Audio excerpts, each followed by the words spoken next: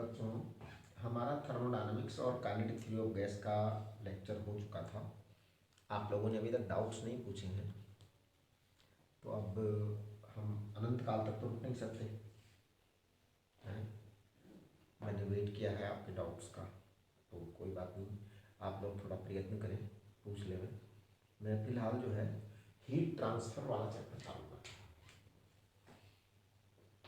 Heat transfer, देखिए ये topic बहुत इजी टॉपिक है, और अगर हम इस टॉपिक को रिलेट करें अपने इलेक्ट्रिक सर्किट्स वगैरह से, तो ये थोड़ा सा आसान बन जाता है। तो हीट ट्रांसफर क्या होता है, सबसे पहले तो मैं हीट के बारे में बताऊं कि हीट जो होती है वो क्या है। एनर्जी इन ट्रांजिशन होती है। Heat is energy in transition, यानी कि जब ट्रांसफर हो रहा होता है तभी इसका मैनिफेस्टेशन होता है, प्रकट होती है ये, अदरवाइज ये नहीं होती। यानी हीट एनर्जी कंटेंट विथिन नहीं होती है, हीट एनर्जी ट्रांसफर में होती है। तो energy in transition is the heat. अब हीट ट्रांसफर के अपने पास तीन तरीके हैं।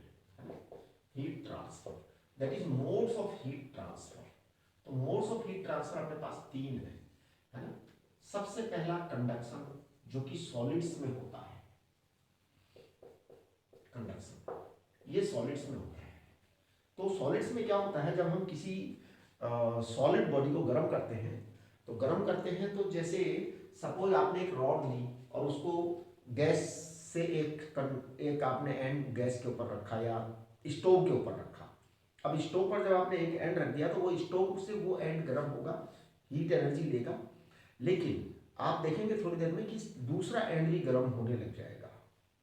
तो ये क्या होता है, होता क्या है कि जैसे मान लो आपने यहाँ पर स्टोव जला दिया। अब स्टोव जला करके आपने यहाँ एक रॉड रख दी।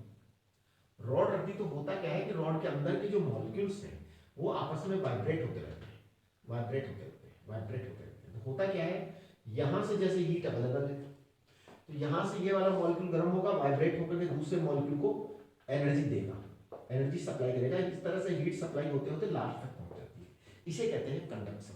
ये प्रोसेस मैक्सिमम किसमें होता है, सॉलिड्स में होता है। हालांकि थोड़ा सा उसमें फ्लूइड्स में भी होता है कि जैसे अपन पानी को गर्म करते हैं तो जो मॉलिक्यूल उसके कंट्रोल जस्ट एडजेसेंट होते हैं कंटेनर के बॉटम से, वो कंडक्शन से ही हीट लेते हैं, राइट। अब कॉन्वेक्शन जो होता है ना, कॉन्वेक्शन जो होता है फ्लूइड्स में या लिक्विड्स में होता है। फ्लूइड्स मतलब गैस में, तो फ्लूइड्स क्या होते हैं, liquids and gas.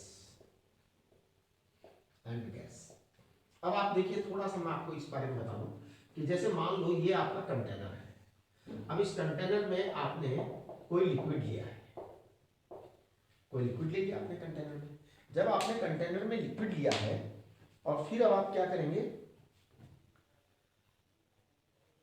oh my God, जब हमने कंटेनर में लिक्विड लिया है तो क्या करेंगे कि अब जैसे इसको गर्म करेंगे तो यहाँ पे जो है ना, इसके बिल्कुल पास वाले मॉलिक्यूल्स, इसमें कंडक्शन से हीट ट्रांसफर हुआ। कंडक्शन से हीट ट्रांसफर होने के बाद क्या होता है कि यहाँ वाला मॉलिक्यूल जो है वो गर्म होकर के एक्सपेंड होता है, और जब गर्म होकर के एक्सपेंशन होता है तो उसका वॉल्यूम बढ़ जाता है। वॉल्यूम बढ़ जाता है तो डेंसिटी घट जाती है। लोअर डेंसिटी जो पार्टिकल्स होते हैं वो ऊपर की तरफ आते हैं और हायर डेंसिटी पार्टिकल्स नीचे जाते हैं। तो डेंसिटी डिफरेंस के कारण कन्वेक्शन होता है। तो आप ये कह सकते हैं कंडक्शन में जो सॉलिड्स होते हैं इसमें मास ट्रांसफर नहीं होता। कंडक्शन में no mass transfer, no mass transfer, है ना। Heat transfer takes place because of molecular vibrations. तो कंडक्शन में हीट ट्रांसफर जो होता है मॉलिक्यूलर वाइब्रेशंस होते हैं, मॉलिक्यूलर वाइब्रेशंस, इसके कारण हीट ट्रांसफर होता है कंडक्शन में, राइट।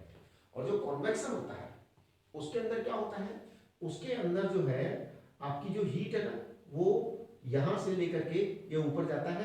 ये क्योंकि ये वॉल्यूम एक्सपेंड हो गया पहले, तो ये मॉलिक्यूल का डेंसिटी जो है ना वो बढ़ जाता है, वो सॉरी डेंसिटी घट जाता है, तो ऊपर चला गया, और जो हायर डेंसिटी वाला है वो नीचे आता है। इस तरीके से ये जो है ना डेंसिटी डिफरेंस के कारण होता है। तो convection takes place, mass transfer होता है इसके अंदर, है ना। तो कॉन्वेक्शन में देखिए मास ट्रांसफर होता है, कॉन्वेक्शन में मास ट्रांसफर होता है, डेंसिटी डिफरेंस के कारण होता है कॉन्वेक्शन, डेंसिटी डिफरेंस के कारण कॉन्वेक्शन होता है, राइट। अच्छा, जो रेडिएशन है वो तो साहब इलेक्ट्रोमैग्नेटिक वेव से होता है, और ये तो हर जगह होता है, हर जगह, एवरीवेयर, इन मैटर हो तो भी, सॉलिड हो तो भी, लिक्विड हो तो भी, गैस हो तो भी, नहीं हो तो भी, वैक्यूम में भी ट्रांसफर होता है रेडिएशन के कारण। अब हम सबसे पहले बात करेंगे थर्मल कंडक्शन की, है ना। तो मैं थर्मल कंडक्शन की बात सबसे पहले करना चाहता हूँ। Yes please. देखिए थर्मल कंडक्शन क्या होता है कि अगर मान लो हमारे पास कोई सॉलिड स्लैब है या सॉलिड रॉड है, उसमें एक एंड गर्म है और एक एंड ठंडा है, तो गर्म वाले से ठंडे वाले की तरफ हीट ट्रांसफर होता है। तो देखिए हम बात करेंगे थर्मल कंडक्शन की, थर्मल कंडक्शन, ठीक है। मान लीजिए ये कोई सॉलिड स्लैब है, बहुत मोटा लंबा चौड़ा सॉलिड स्लैब है, राइट। अब इस सॉलिड स्लैब की लेंथ आप एल मान लें, एल मान लें, इसका क्रॉस सेक्शन एरिया ए मान लें, यहां का टेम्परेचर आप थोड़ा हाई टेम्परेचर मानिए टी हॉट, यहां का टेम्परेचर थोड़ा कूल मानिए टी कूल, है ना, theta hot theta cool. Heat transfer hot से कूल की तरफ होगा, मतलब हाई टेम्परेचर से लो टेम्परेचर की तरफ हीट ट्रांसफर होगा। कितना हीट ट्रांसफर होगा, देखिए H is amount of heat transferred, H is amount of heat, right. तो मैं पता क्या बोलूंगा, मैं बोलूंगा जो अमाउंट ऑफ हीट है वो proportional to cross sectional area होगा, यस। तो देखिए H proportional to cross sectional area होगा, बिल्कुल, और H proportional to temperature difference होगा, डेल्टा थीटा, डेल्टा थीटा को हम कहेंगे कि एच प्रोपोर्शनल टू क्या हो गया, ये एच प्रोपोर्शनल टू हो गया थीटा एच माइनस थीटा सी, यस। जितना ज्यादा टेम्परेचर डिफरेंस होगा हीट ट्रांसफर उतना ही ज्यादा होगा, उतना ही ज्यादा होगा। अब जो हीट ट्रांसफर है ये प्रोपोर्शनल टू 1/L पर डिपेंड होगा, मतलब एक्चुअल में लेंथ के इनवर्स होगा, जितना लंबा होगा उतना हीट ट्रांसफर कम होगा, जितना पास में होगा हीट ट्रांसफर उतना ज्यादा होगा। और हीट ट्रांसफर जो है वो टाइम के भी प्रोपोर्शन में होता है, टाइम के भी प्रोपोर्शन होता है, ये बहुत ही इंपॉर्टेंट बात है। अब देखिए हम इन सब चीजों को एक करके कलेक्ट करके लिखते हैं, तो एच प्रोपोर्शनल टू मैं लिखूंगा a theta hot minus theta cool time t upon l, ये आपका हीट अमाउंट ऑफ ट्रांसफर, मतलब amount of heat transfer proportion हो गया, राइट। अब इसके बाद में मैं इस प्रोपोर्शन साइन को हटा के लिखूंगा, देखिए मैं प्रोपोर्शन साइन हटा रहा हूँ, प्रोपोर्शन साइन को जब मैं हटाऊंगा तो ये होगा के ए थीटा एच माइनस थीटा सी इंटू टी अपॉन एल, ये आएगा।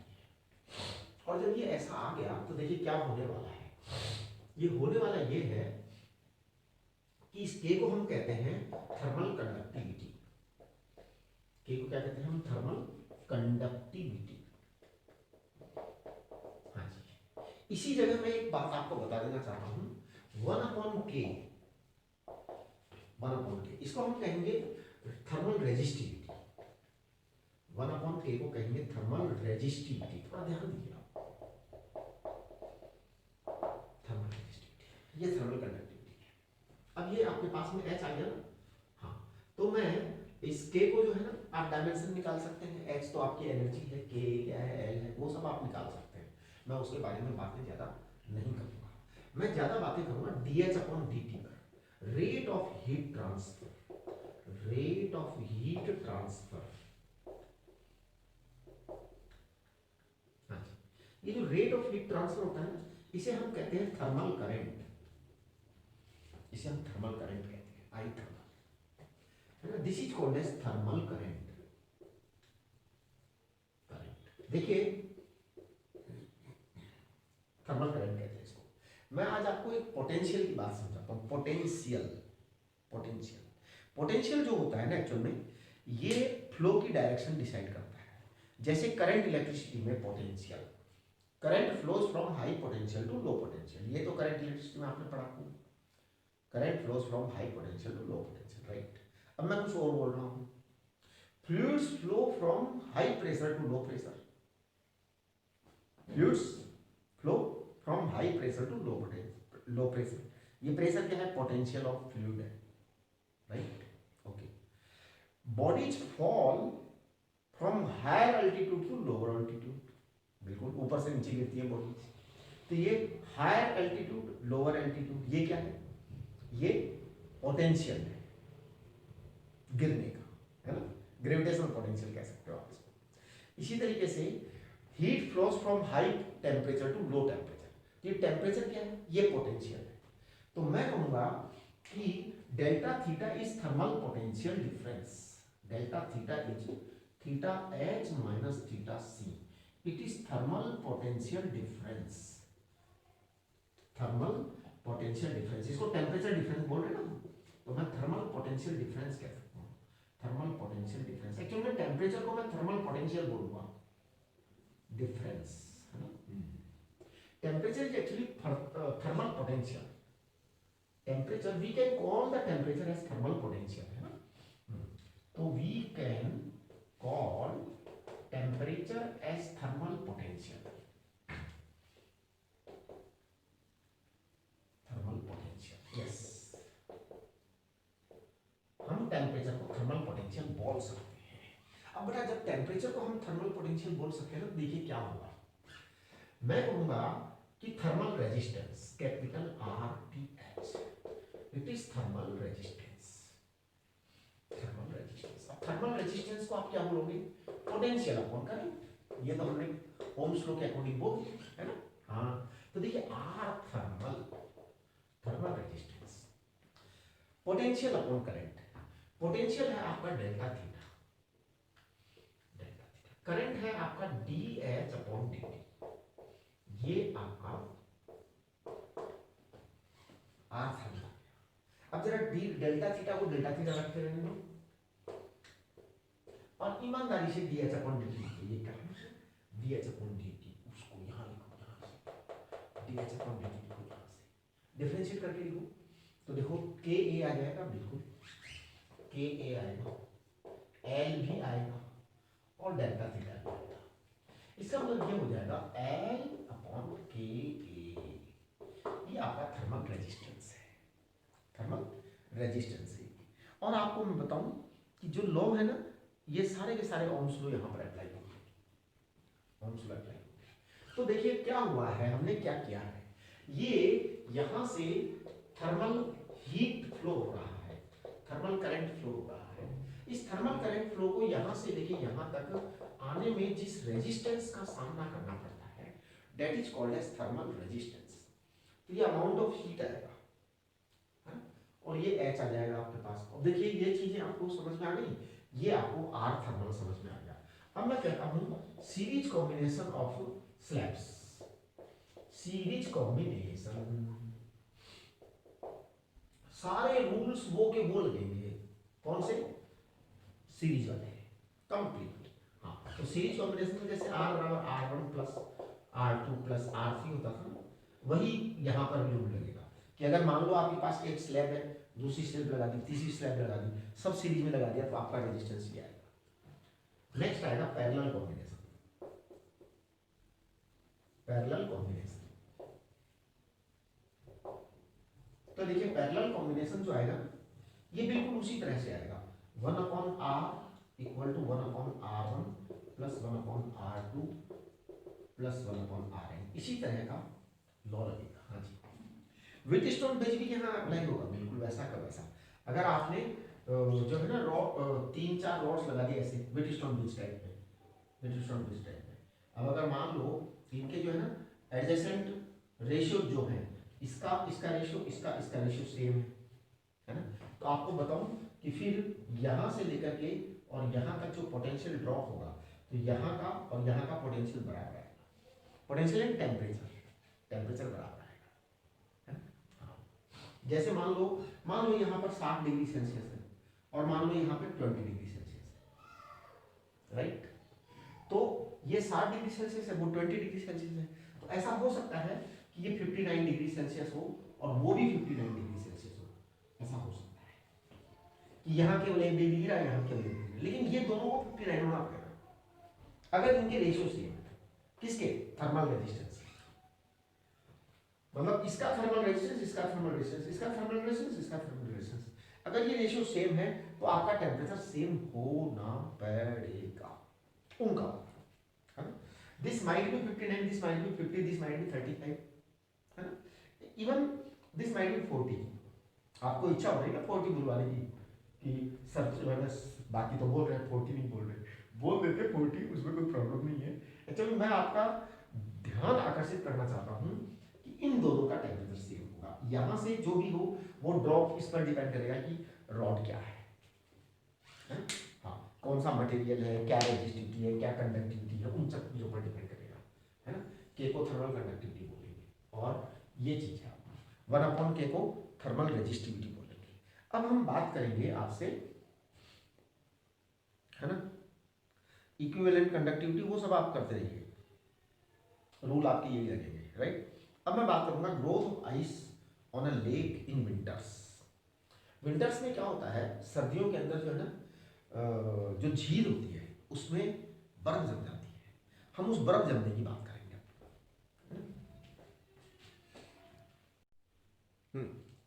अब हम बात करेंगे growth of ice on lake in winters. झील पर बर्फ जम जाती है सर्दियों के अंदर, हम उसकी बात करेंगे, है ना। मान लीजिए, हाँ टॉपिक डालिए आप पहले तो, growth of ice on lake, तो ध्यान दो आप, growth of ice on lakes क्या होता है। जैसे मान लो ये एक बहुत बड़ी झील है, झील है साहब, बहुत बड़ी झील है, पानी भरा हुआ है झील के अंदर, है ना, तो water is there, lot of water is there, पानी भरा हुआ है, बहुत सारा झील है। अब ऊपर जो है टेम्परेचर जो है वो ऊपर वाला temperature this is less than 0 degree Celsius, हाँ जी, कम है, 0 डिग्री से कम टेम्परेचर है, तो फिर बर्फ जमना शुरू हो जाता है ना, हाँ, और धीरे धीरे करके बर्फ जमती है। मान लीजिए इस समय इसका टेम्परेचर कुछ है -5 डिग्री या 10 डिग्री जो भी है, इसे हम थीटा कूल कह देते हैं, है ना। अच्छा वैसे तो एक बात बताऊं, ये बस अब थीटा यहाँ का ही टेम्परेचर है, नीचे पानी का टेम्परेचर तो 0 डिग्री सेल्सियस होगा, पानी का टेम्परेचर तो 0 डिग्री सेल्सियस ही होगा जब तक सारी झील न जम जाएगी, है ना। तो देखिए ये पानी का टेम्परेचर 0 डिग्री सेल्सियस है, ये यहाँ पर बर्फ जम गई है। मान लो कि ये जो आइस यहाँ तक जो क्रिएट हो चुकी है, इसकी थिकनेस मान लीजिए इस समय अभी इसकी थिकनेस y है, करेक्ट। मान लो इसका एरिया ए, थोड़ी देर में मान लो dy और जुड़ जाती है बर्फ, हाँ जी, तो अभी y बर्फ जमी हुई है, थोड़ी देर में dy थिकनेस और जम गई, और जम गई dy थिकनेस। अब देखिए क्या होने वाला है, ये जो बर्फ जमी है ना dy थिकनेस की, इसका वॉल्यूम क्या होगा। देखिए dv is the volume of ice of thickness dy, कितनी होगी इसकी वॉल्यूम, इसकी वॉल्यूम होगी a इंटू dy, ये इसका वॉल्यूम होगा। तो इसका मास कितना होगा, इसका मास होगा रो, है ना। अब देखिए आप,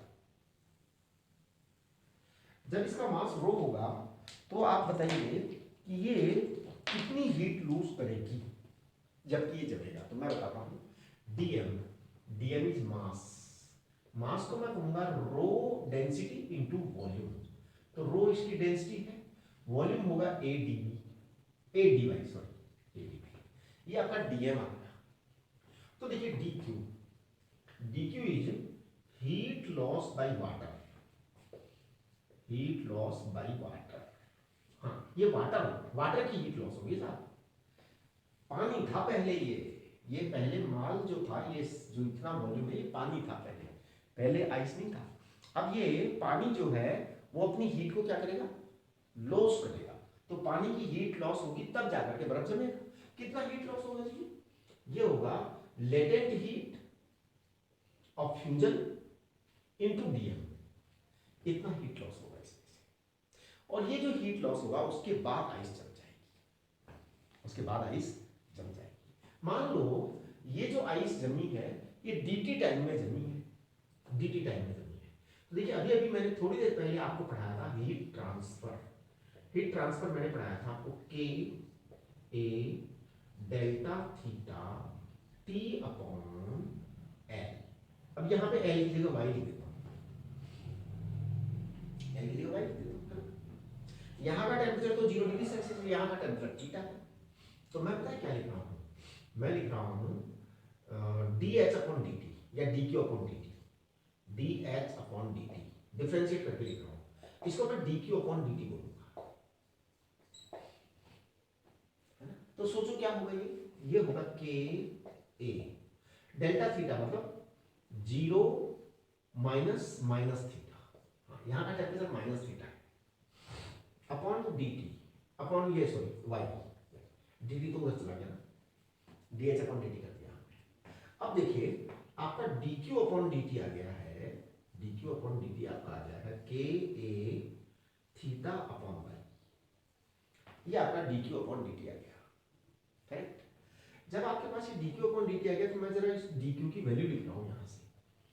DQ कहाँ गया, L latent heat of fusion into DM, DM की जगह मैं लिखूंगा रो A dy, row A dy, DM की जगह, है ना।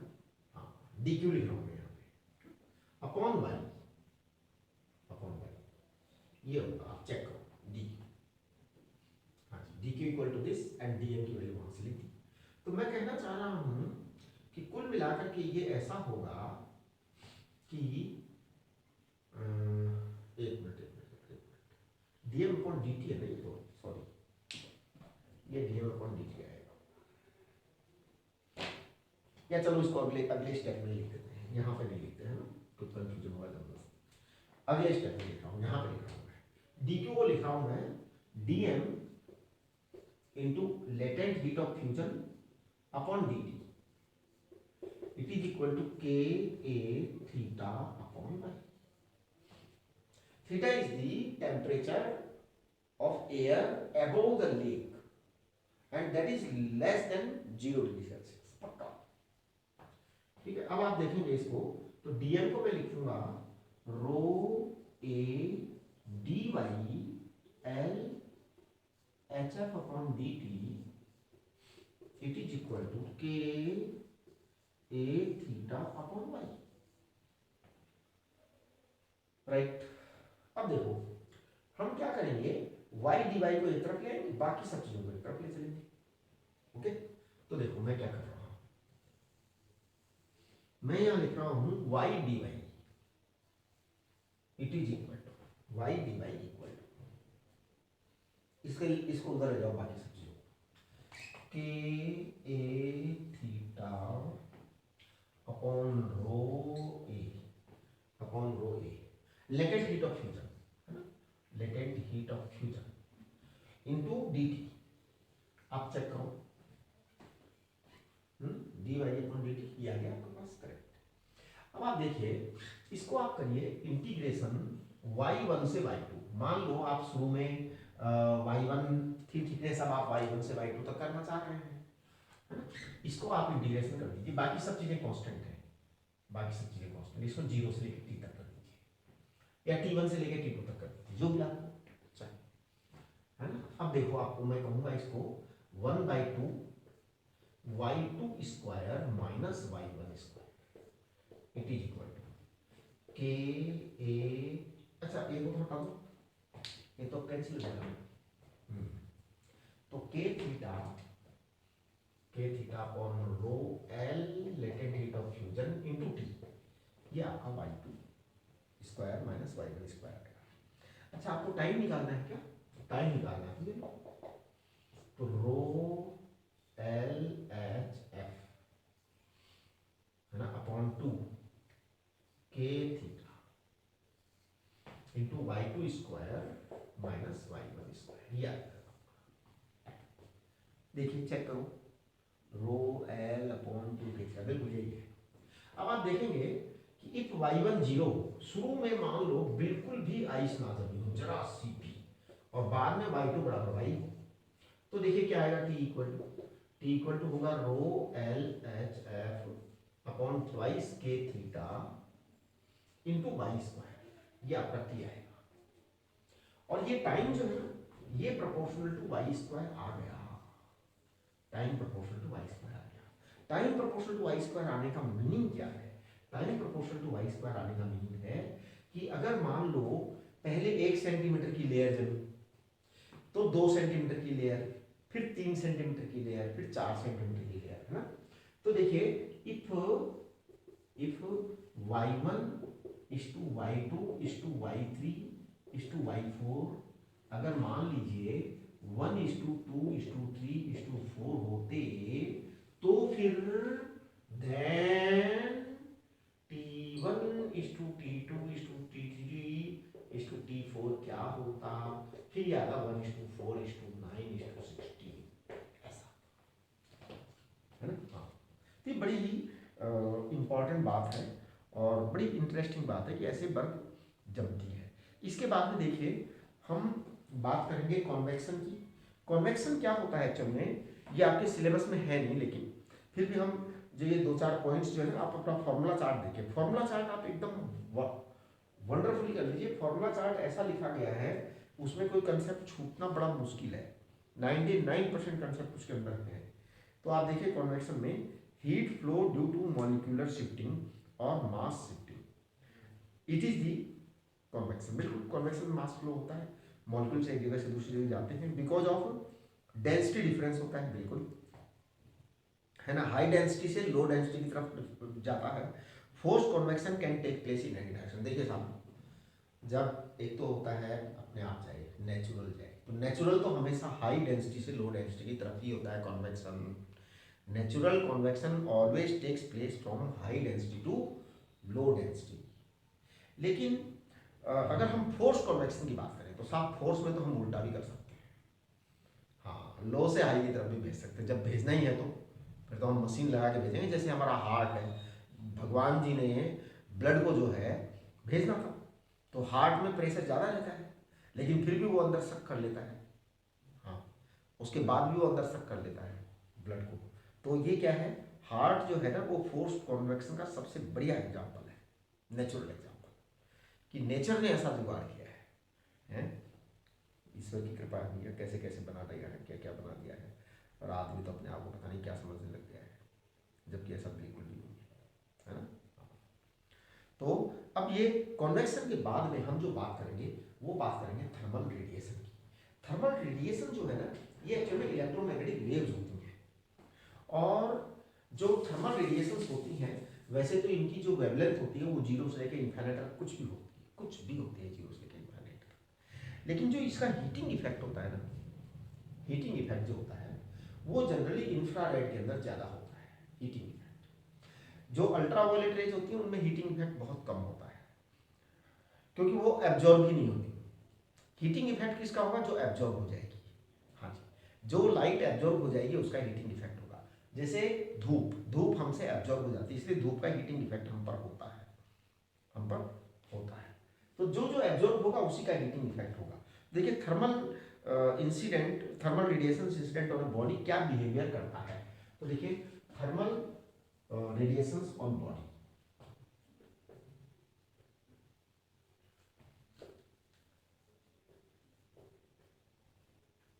ऑन अ बॉडी क्या करती है एक बॉडी पर जब कोई थर्मल रेडिएशंस आते हैं, तो देखिए मैं बताता हूँ क्या करती है बॉडी। अगर मान लो ये कोई बॉडी है हमारे पास, कोई प्लेट है जी किसी मटेरियल की, है ना। हाँ, अब इसके ऊपर मान लो क्यू हीट रेडिएशंस आए, तो Q is incident heat radiations. इसमें से कुछ हीट रेडिएशंस बॉडी एब्जॉर्ब कर लेती है, तो कुछ तो बॉडी एब्जॉर्ब कर लेती है, कुछ को बॉडी बाहर भेज देती है, this is called as Q transmitted. कुछ रिफ्लेक्ट होते हैं, that is called as Q reflected. ये 3 तरह से डिवाइड हो जाते हैं। तो क्यू को क्या कहते हैं, क्यू को कहते हैं total thermal radiations, thermal radiations, total thermal radiation, thermal radiant energy, total thermal radiant energy, energy incident on body, on body. ये क्यू जो है वो total thermal radiant energy incident on body है। बॉडी पर इतनी एनर्जी इंसिडेंट हुई है, body पर इतनी एनर्जी इंसिडेंट हुई है। क्यू आर, क्यू ए क्या है? Absorbed amount. क्यू टी क्या है? Transmitted amount. क्यू आर क्या है? Reflected amount. तो मैं कहूंगा कि क्यू जो टोटल आएगा वो Q absorbed plus Q reflected plus Q transmitted है। ए माने एब्जॉर्ब्ड अमाउंट, आर माने रिफ्लेक्टेड अमाउंट, टी माने ट्रांसमिटेड अमाउंट। ये टोटल के बराबर ही होगा पक्का पक्का।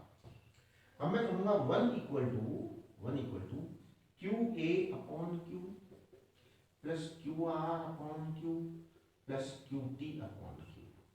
पता है इसको हम क्या कहते हैं? इसको कहते हैं one equal to A R plus T. हाँ जी, ए आर प्लस टी। ये जो ए होता है इसको हम कहते हैं एब्जॉर्प्टिविटी, आर जो होता है इसको कहते हैं रिफ्लेक्टिविटी, और टी को हम कहते हैं ट्रांसमिटिविटी। अब हम ये एब्जॉर्प्टिविटी, रिफ्लेक्टिविटी, ट्रांसमिटिविटी के बारे में थोड़ा ज़्यादा डिटेल में बातें करेंगे। Monochromatic absorptivity, monochromatic reflectivity, monochromatic transmittivity के बारे में मैं बात करूंगा। और इसके बाद में हम बात करेंगे ब्लैक बॉडी के बारे में। ब्लैक बॉडी के बारे में एक छोटा सा इंट्रोडक्शन मैं यहीं पर दे दूं क्या? दे देता हूँ। देखो, ब्लैक बॉडी वो होती है जिसका आर जीरो होता है और टी जीरो होता है, उसे ब्लैक बॉडी कहते हैं। हाँ जी, ब्लैक बॉडी। इसका ए वन आ जाएगा। ब्लैक बॉडी का मतलब उसका रिफ्लेक्शन जीरो है, उसका ट्रांसमिटिविटी जीरो है, रिफ्लेक्टिविटी जीरो है, ट्रांसमिटिविटी जीरो है, तो आपकी वो ब्लैक बॉडी है। करेक्ट? ठीक है। तो अब हम इसके बाद में monochromatic, absorptivity, reflectivity, black body की बातें करेंगे। ब्लैक बॉडी की बातें करने के बाद में हम चैप्टर को और आगे बढ़ाएंगे। राइट?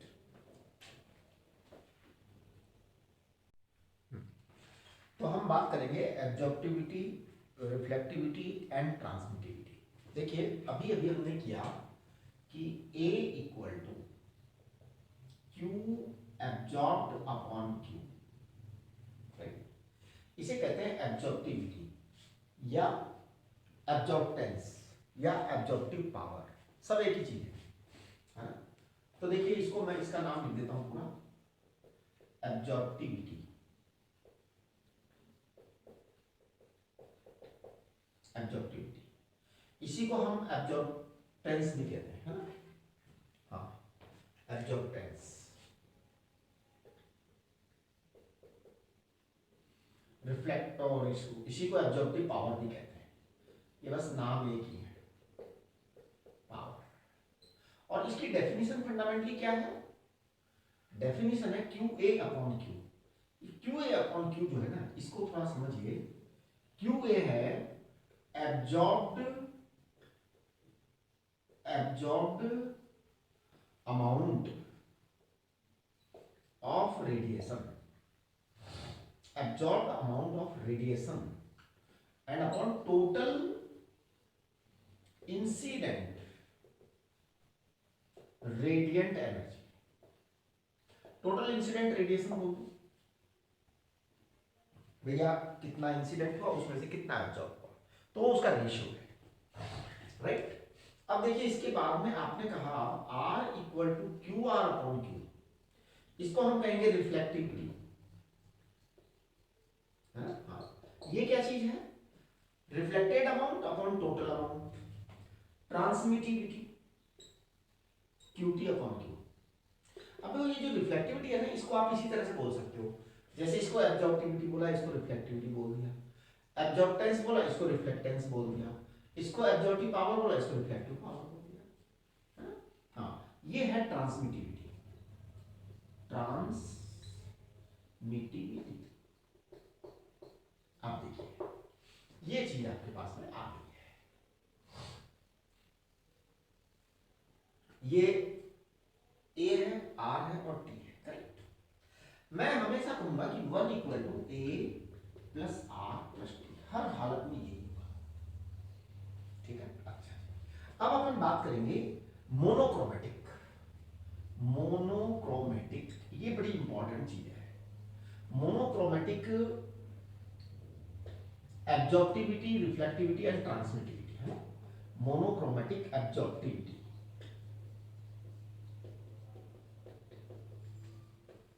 मोनोक्रोमेटिक एब्जॉर्प्टिविटी, इसको मैं कहूंगा a lambda,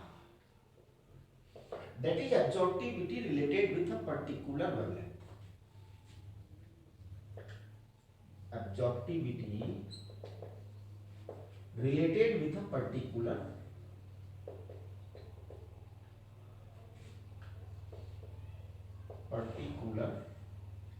wavelength। Relativity absorptivity related with particular wavelength, इसे मैं कहूंगा a lambda equal to Q a lambda upon q lambda. इसका मतलब है absorbed radiation corresponding to lambda, है ना? हाँ जी, absorbed radiation corresponding to lambda wavelength. और ये क्या है? Incident radiation of lambda wavelength, lambda wavelength. यानी कि हम सारी वेवलेंथ पर विचार नहीं कर रहे। देखिए यहां हम सारी वेवलेंथ पर विचार कर रहे हैं, टोटल पर विचार कर रहे हैं, वहां हम केवल लैम्डा पर विचार कर रहे हैं। आपको एक चीज नोट करनी है, नोट ये करना है आपको कि A equal to A lambda, ये हमेशा A equal to A lambda आएगा। Just a moment please.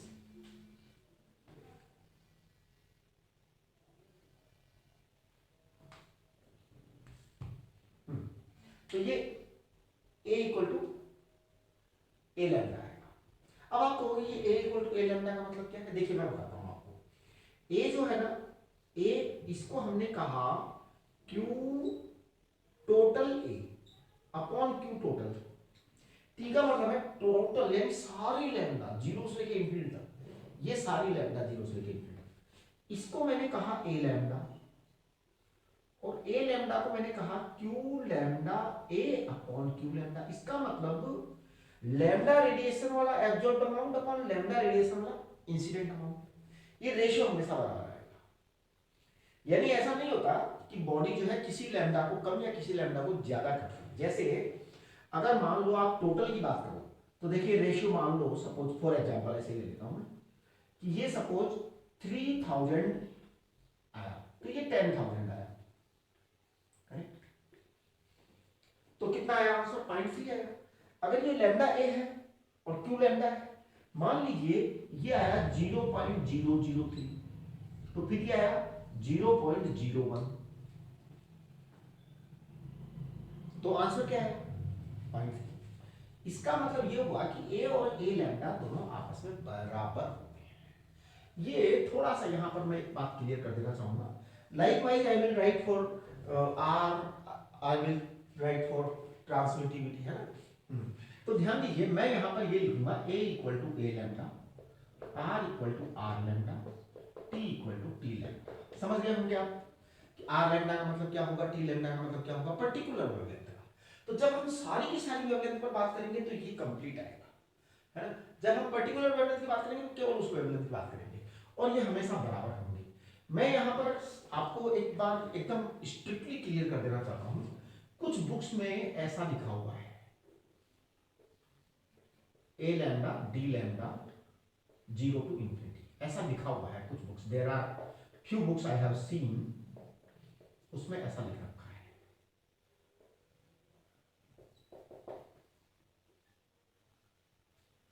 T lambda इस तरह की बातें कुछ बुक्स में लिख रखी है, राइट? एकदम गलत है, ठीक है? मत पढ़िए। ये पता नहीं क्यों लिख दिया, मुझे समझ में नहीं आया। जबकि मैथमेटिक्स का एक सिंपल सा प्रिंसिपल है कि आप कभी भी रेशियो का इंटीग्रेशन नहीं करेंगे, ये मैथमेटिक्स का सिंपल रूल है। अब आप रेशियोज के इंटीग्रेशन कैसे कर सकते हो? रेशियोज का अगर इंटीग्रेशन करोगे आप प्योर रेशियो का, तो इनफाइनाइट आ जाएगा आंसर। इसलिए ये चीजें एकदम बेकार की चीजें हैं, ये एकदम ठीक है ऐसा, राइट? अब हम आएंगे एक बहुत इंपॉर्टेंट बात पर, उसे कहते हैं ब्लैक बॉडी। ब्लैक बॉडी क्या होती है एक्चुअल में कि रिफ्लेक्टेंस बिल्कुल नहीं होता, ट्रांसमिटेंस बिल्कुल नहीं होता, उसे ही ब्लैक बॉडी कहते हैं। सब कुछ एब्जॉर्प्शन होता है, यानी आर बराबर 0, टी बराबर 0, ए बराबर 1, ए बराबर 1 यानी क्यू ए बराबर क्यू, इसका मतलब क्यू ए बराबर क्यू। देखो क्यू ए बराबर Q means body is able to absorb all the radiations, है ना। हाँ, body is able to absorb,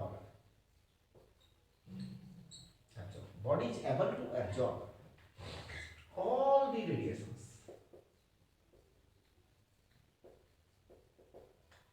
incident on it। तो पूरी की पूरी जो बॉडी है वो सारे रेडिएशंस को एब्जॉर्ब कर लेती है। तो Q absorb amount is Q incident amount. ऐसी प्रॉपर्टी जिसके पास होगी उसे हम ब्लैक बॉडी बोलेंगे। तो ये ब्लैक बॉडी है। अब आप देखिए ब्लैक बॉडी जब है तो सवाल ये उठता है ऐसी बॉडी इस दुनिया में कहाँ मिलती है। तो देखिए no nothing is black body, कुछ भी ब्लैक बॉडी नहीं है ना। तो जैसे लैम्प ब्लैक, काजल जो होता है बत्ती वाला, वो 98% ब्लैक बॉडी होती है। प्लेटिनम ब्लैक 99.9% ब्लैक बॉडी होती है। Ferry's black body, Ferry's black body क्या होती है बेसिकली मैं बताता हूँ, एक डायग्राम बना देता हूँ फेरीज ब्लैक बॉडी का। यहाँ से एक इस तरह का ये कोनिकल, यहाँ पे थोड़ा सा इसका जो है वो बना दिया जाता है, थोड़ा सा छेद होता है, यहाँ से रेज आती है और अब यहाँ पर ये इस तरह का एक ऐसा बनाया जाता है। ध्यान दीजिए ये इसका वाला जो एंड है, इसका वाला ये जो है ना वर्टेक्स, ये इससे कभी मैच नहीं करता, मतलब अलाइनमेंट में नहीं रहते, डिसअलाइनमेंट रहता है यहाँ पे, है ना, अलाइनमेंट नहीं रहता। फिर क्या होता है, यहाँ से जो रे एक बार एंट्री कर गई ना, कैन नॉट गो आउट। अंदर की जो सर्फेसेज होती है वो ब्लैक पेंटेड होती हैं, अंदर ब्लैक पेंट कर दिया जाता है, बस ये अंदर ही अंदर घूमती रहती है लाइट। इसे फेरीज ब्लैक बॉडी कहते हैं। क्या कहते हैं? Ferry's black body, Ferry's black body. ये 99.9999% होती है, 100% तो भी कुछ होता ही नहीं, देखो 100% होता है, राइट। ये ब्लैक बॉडी की बात है। अब हम बात करेंगे एमिसिव पावर की और एमिसिविटी की, दो अलग अलग बातें करेंगे। सबसे पहले मैं एमिसिव पावर की बात करता हूं।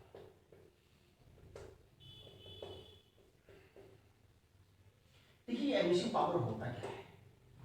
एमिसिव पावर को मैं कैपिटल ई से रिप्रेजेंट करता हूं, है ना। तो देखिए किसी भी बॉडी की एमिसिव पावर को मैं कैपिटल ई से रिप्रेजेंट करूंगा और मैं डिफाइन कर रहा हूं क्या होता है। देखिए मैं कहूंगा कि ऑल बॉडीज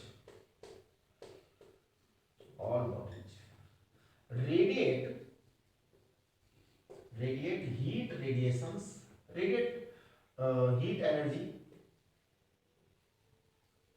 और रेडिएशन एनर्जी और रेडिएंट एनर्जी है ना, एक बात है radiant energy. All bodies radiate heat energy और radiant energy due to its own temperature, due to its own temperature,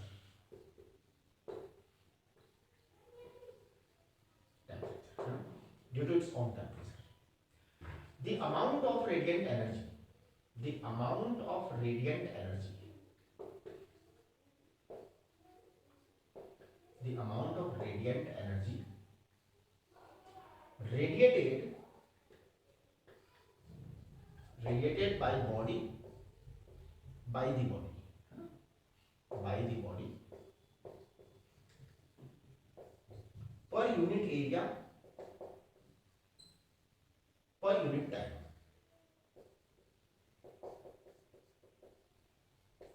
is called emissive power, is called emissive power। देखिए जी emissive power basically क्या है, radiant energy per unit area per unit time, है ना। तो आप थोड़ा ध्यान दीजिए, एमिसिव पावर है radiant energy per unit area per unit time. देखो radiant energy, radiant energy per unit area per unit time. अब देखो अगर रेडिएंट एनर्जी को मैं कैपिटल क्यू बोलूं, बॉडी का एरिया ए है और टाइम टी है, तो ई बराबर है क्यू ए टी, तो q upon A T, Q upon A T, right.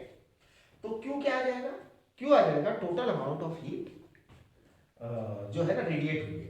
तो देखो कैपिटल क्यू को हम लिख सकते हैं, कैपिटल क्यू को लिख सकते हैं कैपिटल ई ए टी, ये आपका आ गया। अब देखिए इसके बाद में एमिसिव पावर के बाद में हम बात करेंगे monochromatic emissive power. Monochromatic emissive power, उसके बाद हम एमिसिविटी की बातें करेंगे, ठीक है। एक मिनट जरा, जस्ट अ मिनट। हाँ जी, तो देखिए अब हम बात कर रहे हैं मोनोक्रोमेटिक एमिसिव पावर। देखो मोनोक्रोमेटिक एमिसिव पावर,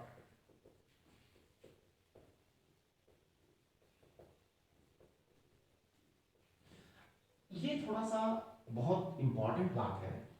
देखिए एक हमने बात करी अभी absorptivity, monochromatic absorptivity, reflectivity, monochromatic reflectivity, transmittivity, monochromatic transmittivity.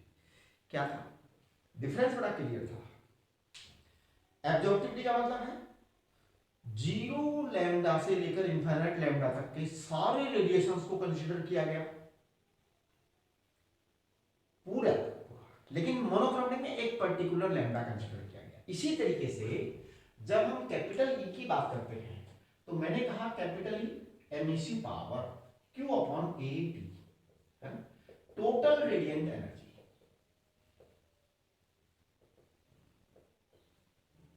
Total radiant energy from zero to infinity, सारी लैम्डा, वो आपका एमिसिव पावर था।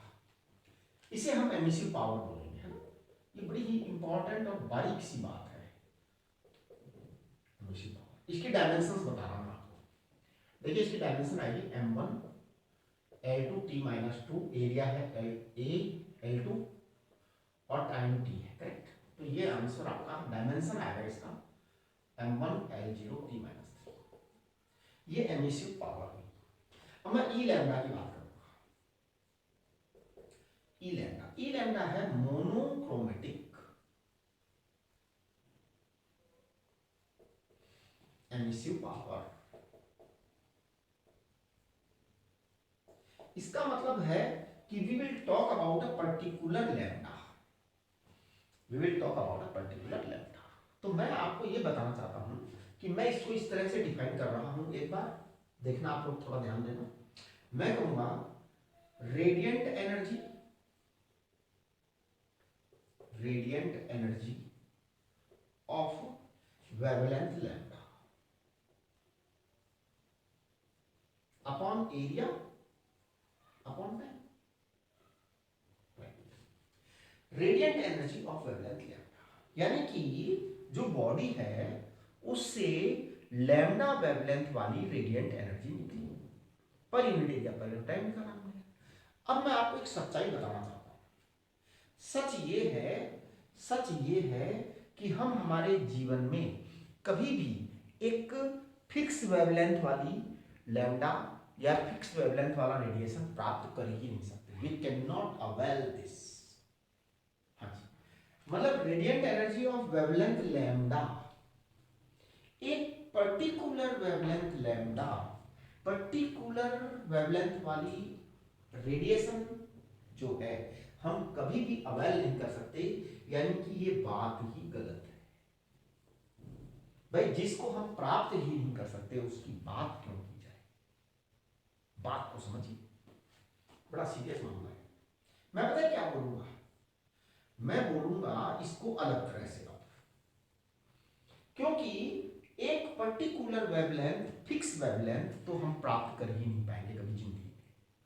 तो भाई जो चीज प्राप्त नहीं कर सकते उसकी बात ही मत करो, हम बात वो करेंगे जो प्राप्त कर सकते हैं। तो देखिए मैं क्या लाइन बोलने जा रहा हूं, ध्यान से देखना, वर्ड्स को तो थोड़ा पकड़ने की कोशिश करना। Radiant energy, radiant energy of wavelength,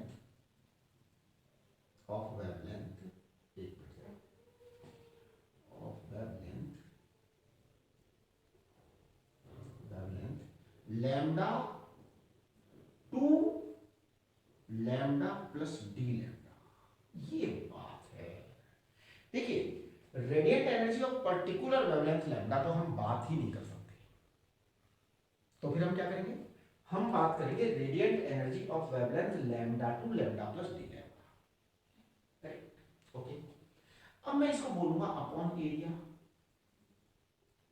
upon time, right, okay. अब यहां एक फंडामेंटल गड़बड़ हो रही है, फंडामेंटल गड़बड़ बताऊं क्या, हमने कहा मोनोक्रोमेटिक, मोनोक्रोमेटिक यानी single wavelength, monochromatic single wavelength, तो भैया यहां सिंगल वेवलेंथ कहां है, radiant energy of wavelength lambda to lambda plus d lambda, इसका मतलब हमने एक रेंज ली है, हमने लैम्डा से लैम्डा प्लस डी लैम्डा, थोड़ा सा वेरिएशन कर दिया डी लैम्डा का, we have taken a range, और भाई जब ये रेंज ले ली है तो फिर तो वो मोनोक्रोमेटिक नहीं है, तो मैं इसको मोनोक्रोमेटिक बना देता हूं। अब मैंने इसको डी लैम्डा से डिवाइड कर दिया, ये मोनोक्रोमेटिक बन गई। चलिए अब छोटी सी बात हम करते हैं कि अभी अभी थोड़ी देर पहले हमने ए और ए लैम्डा को डिफाइन किया, यार ध्यान देना मैं यहाँ पे थोड़ा सा रफ काम कर रहा हूँ, रफ काम कर रहा हूँ। ए को जब मैंने डिफाइन किया था तो मैंने कहा था Q A upon Q, a lambda को जब मैंने डिफाइन किया तो मैंने कहा था क्यू लैम्डा ए अपॉन क्यू लैम्डा, राइट। अच्छा, आप मुझसे सवाल पूछ सकते हो यहां पर कि सर जब आप यहां एक पर्टिकुलर वेवलेंथ लैम्डा की बात नहीं कर रहे हैं तो यहां क्यों कर रहे हैं पर्टिकुलर लैम्डा की बात, तो मैं आपसे कहूंगा कि नहीं, मैं यहां भी नहीं कर रहा, यहां भी नहीं कर रहा, मैं पता है यहां क्या कर रहा हूं, यहां ये कर रहा हूं मैं कि absorbed radiation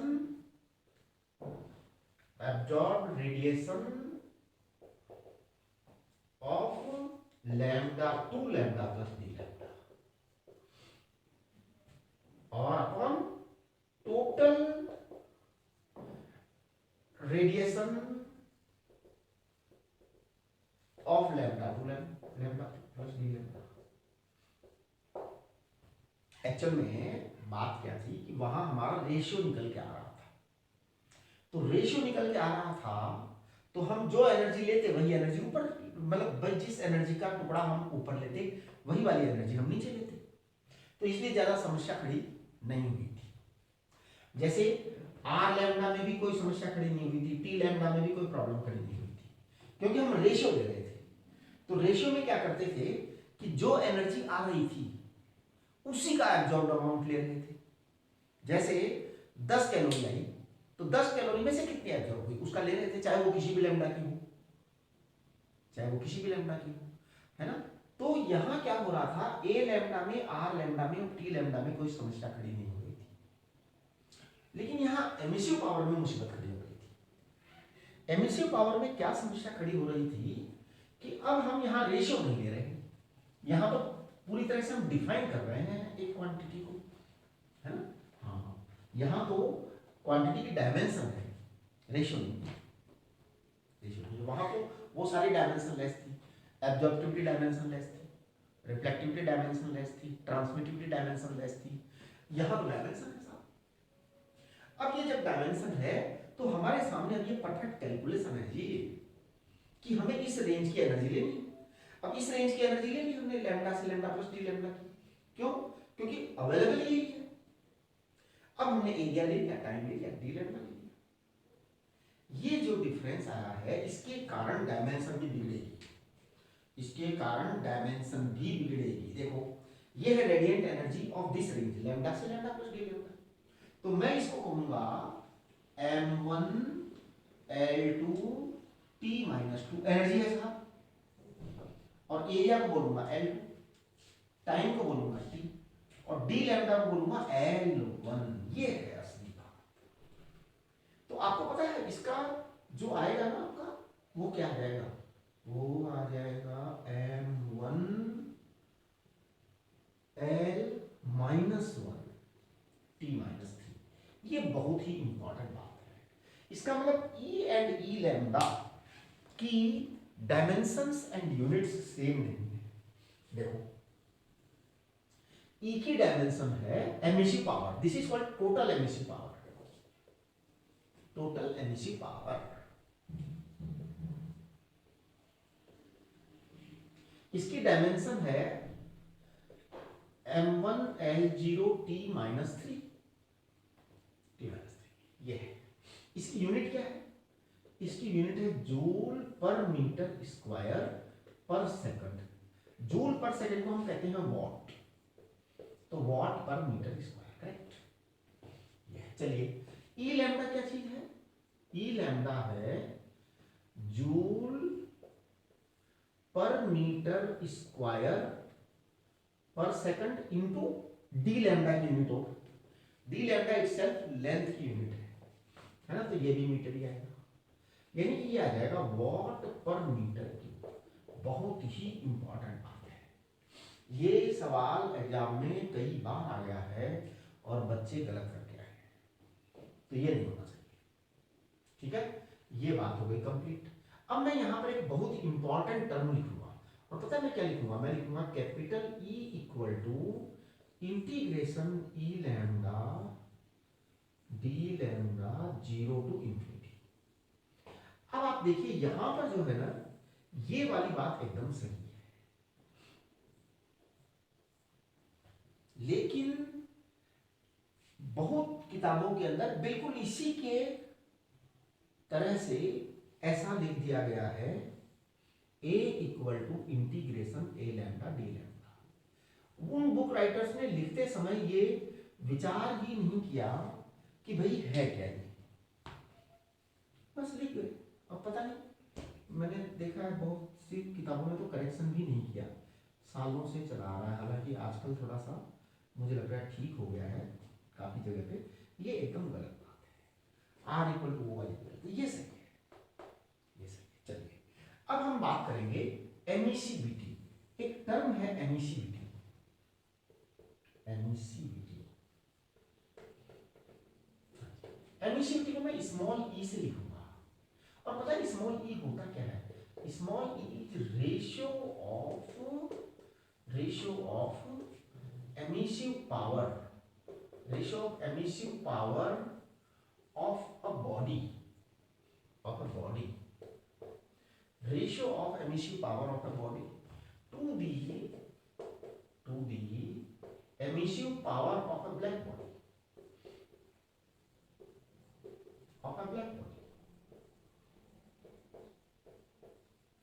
under the same conditions of surroundings, under the same conditions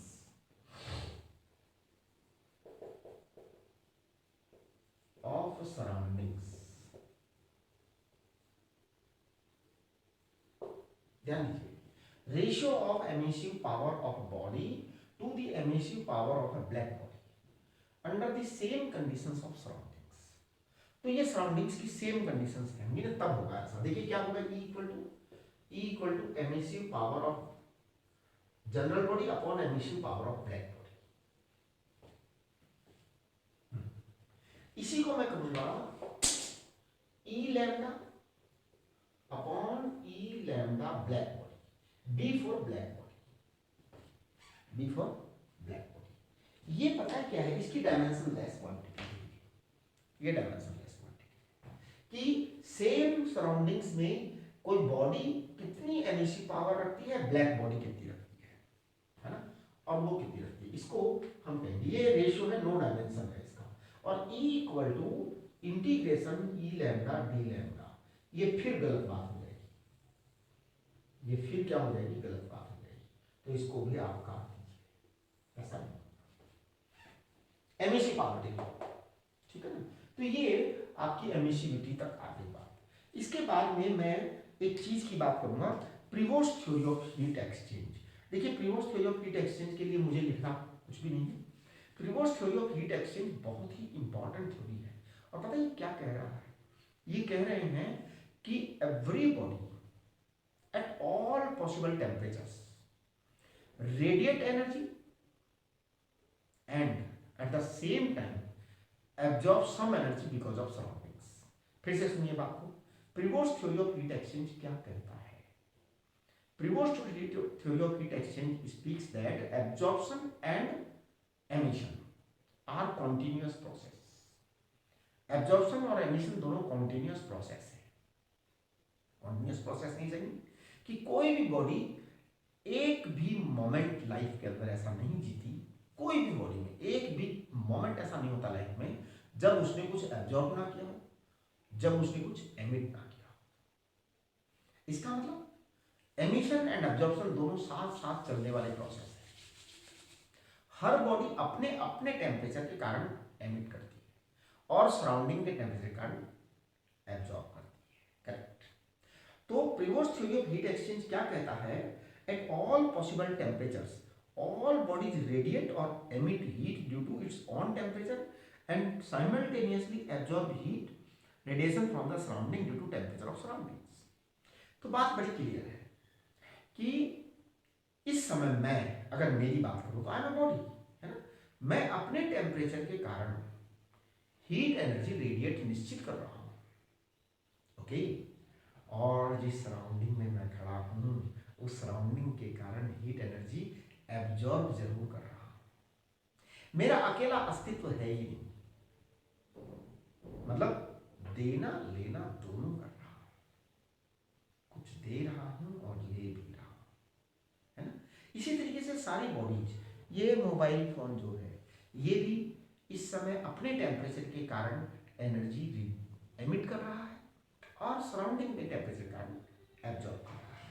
ये लगातार चलता रहता है। अब हम अगले लेक्चर में मतलब आज बस इतना ही पढ़ेंगे हम, और अगले लेक्चर में हम पढ़ेंगे किरचॉफ्स लॉ, स्टीफन्स लॉ, और ये जो आपका हीट ट्रांसफर वाला टॉपिक है ये अगले लेक्चर में कंप्लीट हो जाएगा, राइट। उसके बाद में फिर हम थर्मोमेट्री पढ़ेंगे, राइट। तो आज के लिए इतना काफ़ी है। नोट्स बनाइए, इमीडिएट नोट्स बनाइए।